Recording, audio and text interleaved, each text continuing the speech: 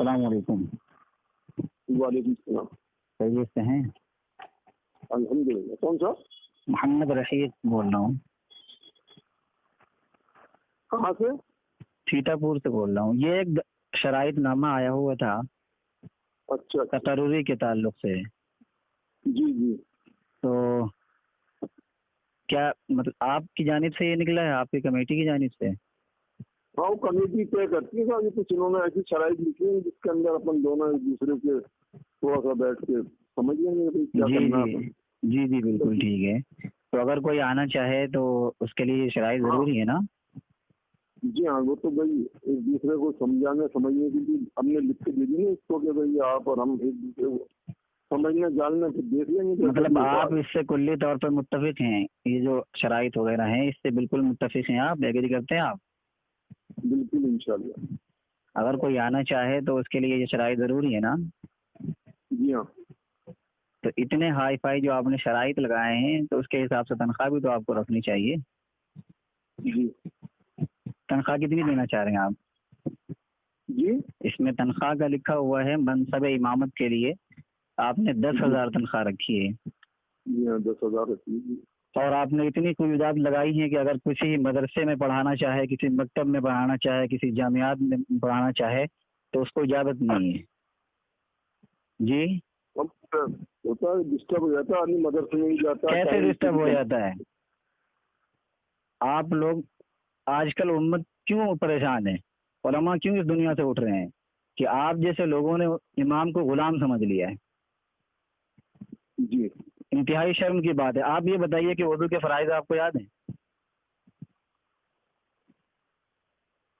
بتائیے حاجی صاحب، میں آپ سے یہ جاننا چاہ رہا ہوں کہ آپ وضو کے فرائض جانتے ہیں؟ جی ہاں فرمائیں کیا ہے؟ دیکھیے ایسا ہے، میں تو جاہل ہوں اور آپ ہیں عالم. نہیں، اگر آپ جاہل ہیں تو پھر آپ اس طرح کے شرائط امام کے لیے، ایک وضو جو سب سے اہم چیز ہے اس کے فرائض آپ کو نہیں معلوم اور آپ اپنے امام کو بالکل ایسا چاہ رہے ہیں جیسے صحابی ہو وہ. آپ کو ایک وضو کے فرائض نہیں معلوم اور آپ بات کر رہے ہیں ایسے امام کی.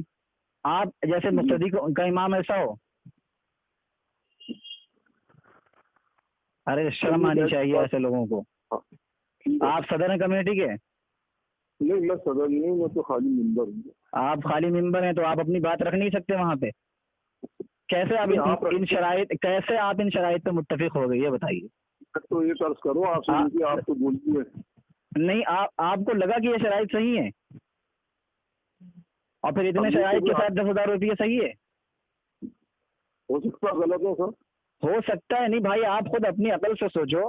جو بندہ اتنی قیودات کے ساتھ رہے، جو بندہ آپ صرف آپ کی مسجد میں قید رہے، وہ بندہ باہر نکل کے کسی مکتب میں پڑھا نہیں سکتا. اس کے لیے صرف 10,000 روپے آپ دو گے اس دور کے اندر؟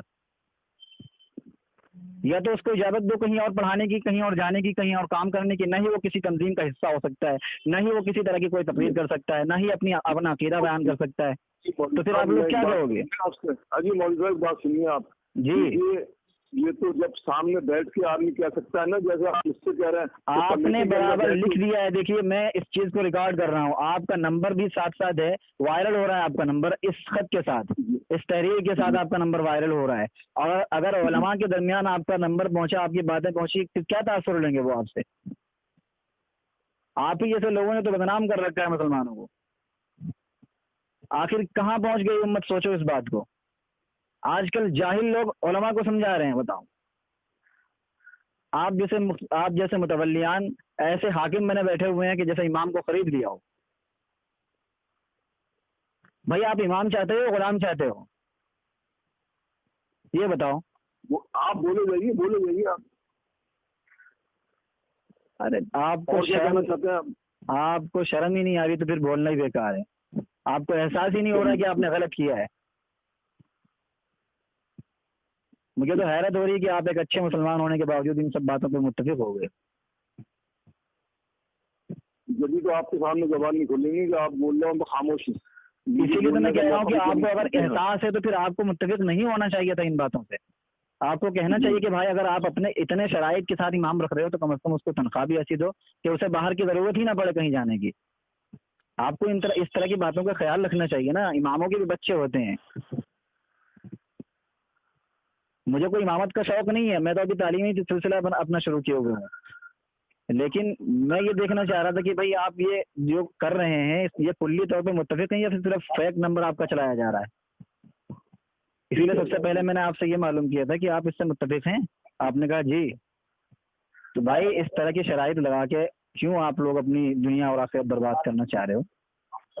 अल्लाह के वास्ते इस तरह के शराइत से भाग आओ। इसने भी ये हमारा आपको व्हाट्सएप दिया है ना, ये हमारे साथ जुल्म कर रहा है और ये कमेटी के अंदर बिगाड़ लाने के लिए लोगों की शरारत है, ऐसा नहीं है जो आप समझ रहे हैं। तो आप बताएं ना क्या है मसला, असल बताएं आप। मसला तो जब ही होगा जब आप आके बैठेंगे, बात सामने रखेंगे, ऐसे थोड़ी। क्यों भाई, ये जो शराइत लिखे गए हैं आपने इनको पढ़ा है? किसके साइन है इसके ऊपर? ये बताइए किसके साइन है? ये बाकायदा एक तहरीर नामा है जिसके ऊपर शराइत नामा लिखा हुआ तकर्रुरी के लिए, इमाम के लिए, और वो तमाम तर शराइत लिखे हुए हैं 13। उन 13 शराइत पे ये 13 शराइत में कोई आप कोई बीच के अंदर कोई शरारत करेगा तो हम क्या करेंगे इसका? अच्छा, अब आप कह रहे हैं कि हमने कोई देखी नहीं। अब हमने जब शुरू में पढ़ के सुनाया था। अच्छा आगे साहब मेरी बात सुनेंगे। शुरू में मैंने जब आपसे कहा था कि ये शराइत हैं इमाम के लिए, ये शराइत है, तो आपने इमाम के लिए तो आपसे सुनना चाहिए मस्जिद हादा के मनसब इमामत के लिए तकर्री इब्तदाई तौर पर 1 माह के लिए ज़रूरी, 1 माह के लिए आरज़ी तौर पर की जाएगी। यानी कि आरज़ी तौर पर 1 माह के लिए आप रखेंगे, उसके बाद आप कंफर्म करेंगे कि रखना है या नहीं रखना है। पहली शर्त ये है। तो इस तरह की शराइत आपके दरमियान आई है? हाँ जी साहब। मैं कमेटी के नंबर तो आपके पास है, आपको मैं सदर साहब से बात करा दूंगा, आप बात कर लेना। हाँ बिल्कुल, आप सदर साहब का नंबर दें। इस तरह की शराइत से उम्मत में बिगाड़ पैदा होता है भाई साहब। ठीक है सर। ठीक है, जज़ाकल्लाह। अल्लाह आप सबको सलामत रखे और सही समझ अता फरमाए।